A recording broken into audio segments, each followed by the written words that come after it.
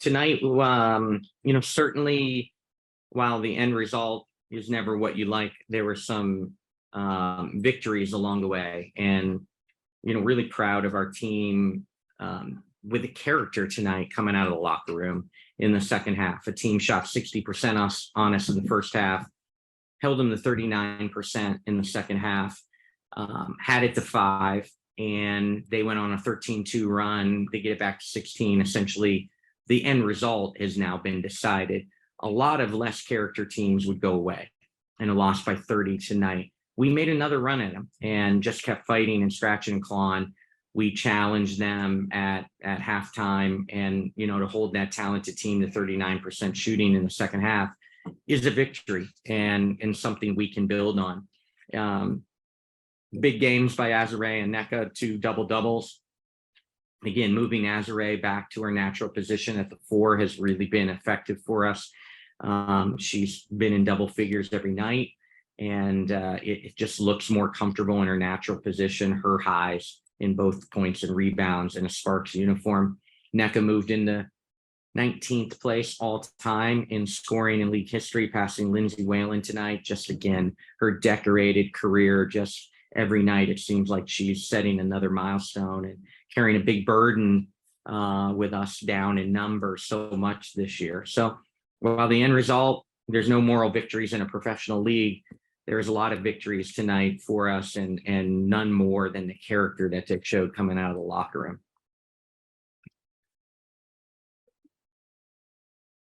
Coach, as you're trying to find some kind of combination that works out there these past couple of games, even in game, with the loss of Carly today, I guess just how difficult has that been? What's kind of gone into that? Just trying to find. Yeah, we've talked about how our 2 starting wings have been now out for a significant amount of games.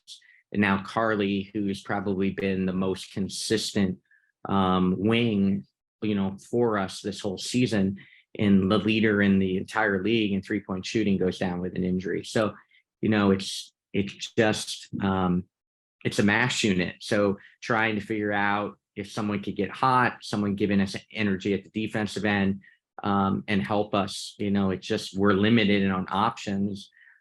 We went back with our big lineup at times tonight. So, it's the hardest thing. We're starting with 9. Most games we played with 8 in this stretch. Ray Burrell played with strep throat tonight, and she could have sat out. We could have been back at 8.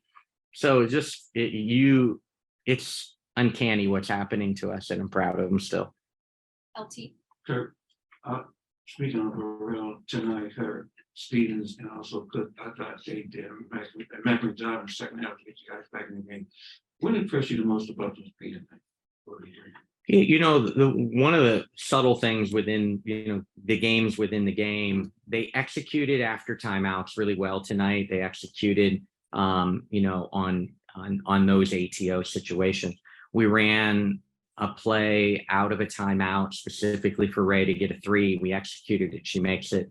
We run another play for Ray to get a lane to the basket out of a timeout. We get her to the rim. Not only did she step up and make those 2 plays, but the entire team executed plays that we don't, run all the time. So, appreciate that. Zaya hunts her offense. Never have to worry about Zaya hunting offense. And again, she's streaky. She's finding her way. She'll be the first one to tell you she's disappointed with her shooting percentages, but she's a talented offensive player, and we've got to let her have some rope. At the same time, finding her offense when she can, because she's a talented offensive player. So again, these guys are going against all-stars. These guys are going against Olympians. These guys are going against, really, really talented, the best of the best in this league, night in and night out. And they're just still trying to find their footing. So, every one of these opportunities is a great learning lesson for young pros. Ray is essentially, she's a hardship player, but she's essentially a rookie. I mean, basically her entire rookie season was cut short. So she's truly a rookie. Zaya's a rookie. Destiny's, hardship player. Like, think about the guards that were, throwing out there against Olympians and really talented players. So I'm proud that they're competing and fighting. It's hard to have success over 40 minutes. Thank you. Michael? Coach, we know you've been dealing with a lot, your team with illness, Alexi, injury to Lasia. It looks like the front court players have kind of figured it out with Azrae, like you said, playing at the 4. What can you do as a coach to kind of help the guard play improve? Get healthy. I mean, I don't know how many times we have to talk about this. Like, we have players that weren't on opening day rosters now playing. I mean, Destiny played double figure minutes. Ray played almost 17 minutes. We're asking Zaya to play 22 minutes tonight. It is what it is. And until we can get back to full strength, it's going to be, just great learning lessons for these guys. Monty? Monty Hurt from Insider Head Coach. My question for you is, in terms of Carly, what exactly happened, and how did she get to come back soon? Like, what's her timeline? I don't have all the details yet. Obviously, she was held out for precautionary reasons. She took a step and didn't feel well. She has a foot injury that needs to be x-rayed.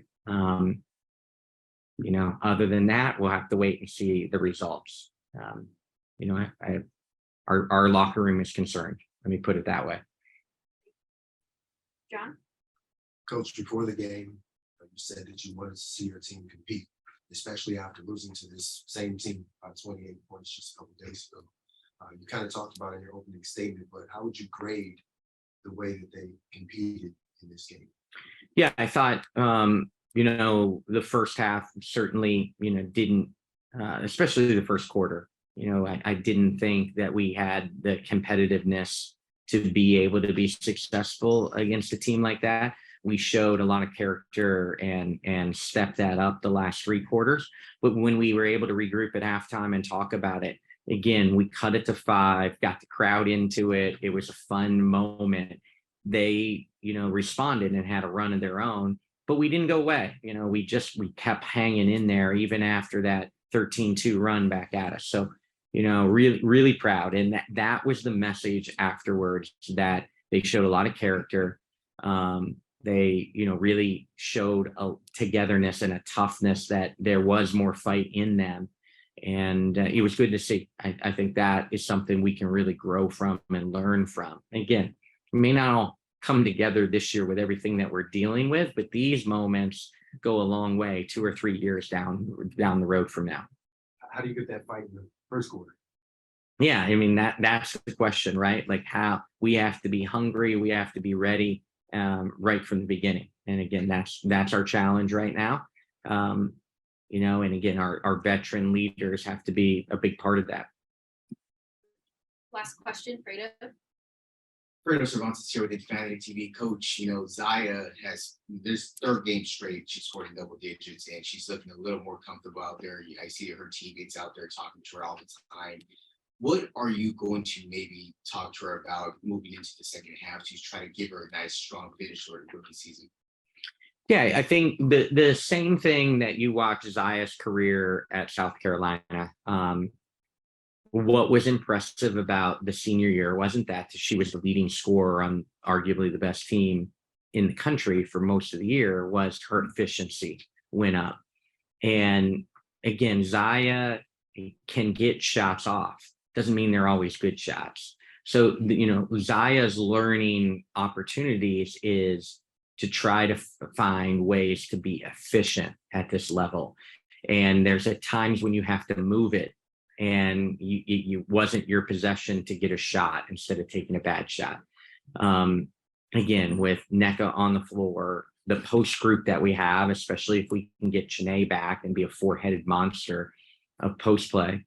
We don't talk about Janae, but she's arguably our best help post defender.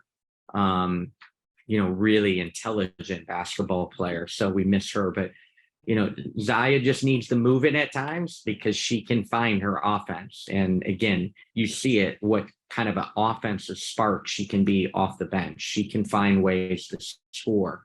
Her growth areas at the defensive end, it is a challenge every night against these guards. Like, we were in Chicago for the road trip, and it's Mabry, Courtney Williams, and Kalia Copper, and then you go play back-to-back games against Atlanta, and it's Ryan Howard and Alicia Gray, who both could be Olympians, and so it's great opportunity. Like, she has to take this as fun learning opportunities. Right now she gets to go guard Diana. So, so all fun, and we know how Diana thinks about rookies. Thanks, Coach. All right.